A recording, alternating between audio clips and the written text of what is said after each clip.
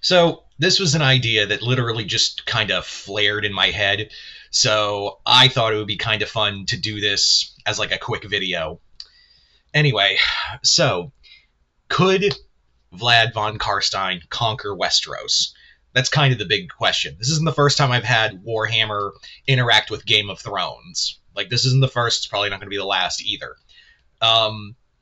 Yeah. So I think, like, people forget, and yes, I know it's kind of easy pickings to, like, have Warhammer the Old World or some elements of 40k. Well, not 40k, but mostly fantasy and a little bit of Age of Sigmar. But the whole thing of having them interact with the world of Game of Thrones is, I know it's a little unfair, but it's kind of fun. So let's talk about that idea. And why Vlad? Because I despise Manfred. And Conrad would probably lose this war. Like, Manfred would probably... Okay, I just hate Manfred, and I would just be very biased and say, like, oh yeah, Manfred would probably lose the war, even though, yes, he is a competent, even though egotistical, and sometimes doesn't think before he fights. So, but he is like a credible evil genius to an extent. Conrad is just a psychopath. But then you have Vlad, the best vampire in the old world. You know, the man who launched the first vampire wars, everything there. So what would it be like? So if Vlad and the vampire counts were in the world of Westeros, could Vlad take King's Landing and sit upon the Iron Throne? That's the question we're going to be asking today, and kind of talk about some hypotheticals. So obviously Vlad did come very close in the first Vampire War, where he nearly took the Empire of Man, and by and large he probably could have taken a lot of the old world too. But of course he lost that ring because someone had some really sticky fingers, and he got offed. So the question we have to ask ourselves is, is Vlad going to have his ring that kept him alive? That immortal ring. Yeah, he's going to have it. So no one is going to be able to kill him. So the other thing we have to apply is that, the world of Westeros is used to fight, to the closest they have is White Walkers. And guess what? Vlad's undead, and a lot of the bulwark of the armies of the vampire counts are essentially zombies. They're basically White Walkers already. Here's the thing, though. It's not just zombies. You've got werewolves, you've got vampire knights, you've got generals, you have undead dragons, and other horrors that Vlad can just summon because he's actually a pretty damn good necromancer. Vlad is also incredibly intelligent. Vlad is he is a master on the battlefield. He doesn't have Conrad's psychopath energy, or he has Manfred's ego. I mean, yeah, Vlad does have an ego, but it ain't to the size of Manfred von Carstein over there. Anyway, as I was saying, Vlad is probably also going to play a different game. If there was any villain character in the world of Warhammer who could play the Game of Thrones, probably be Vlad. Manfred would also be shockingly good at it, but again, fuck Manfred. So Vlad would be really good. Now, where would his territory be in Westeros? I think he would. I think he would genuinely take a. I really do think he would probably take a somewhere in the north. I think like his biggest move would probably be like the north. It's colder. The sun doesn't shine a lot there, and I think like the first thing he would probably do is probably enslave the White Walkers to his will. He was really good at taking control.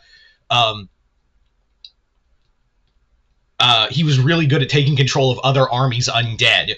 So I think the first thing he's going to do is probably, since it's cold, it's dark, he's going to be staying north and using and enslaving the White Walkers.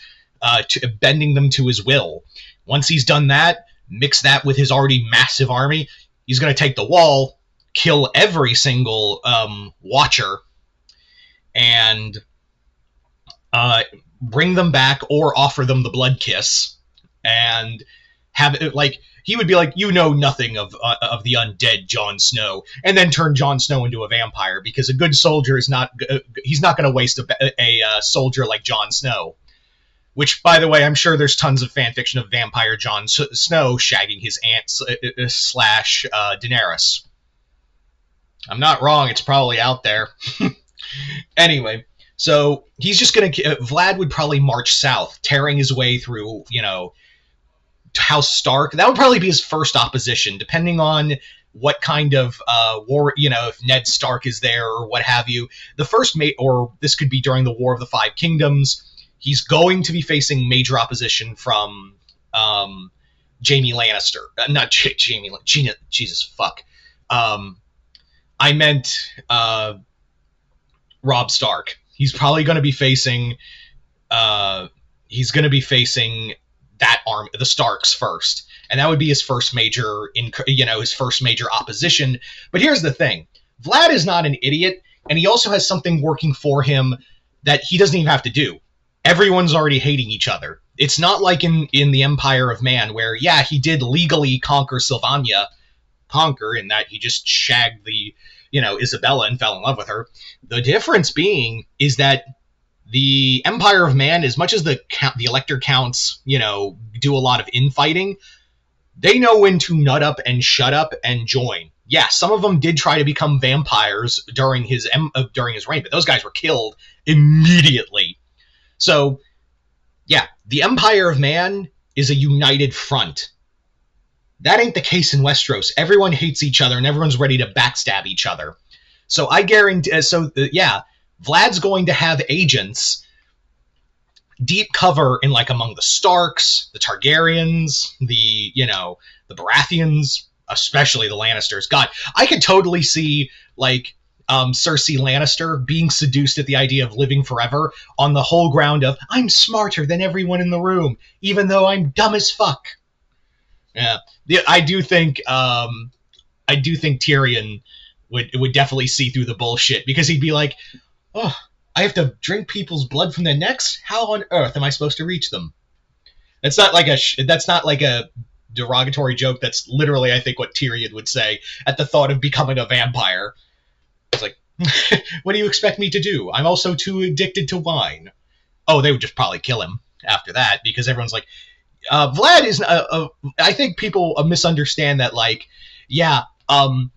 Vlad is a smooth talker, but you can't smooth talk to him, because he'll just be like, I see your opinion.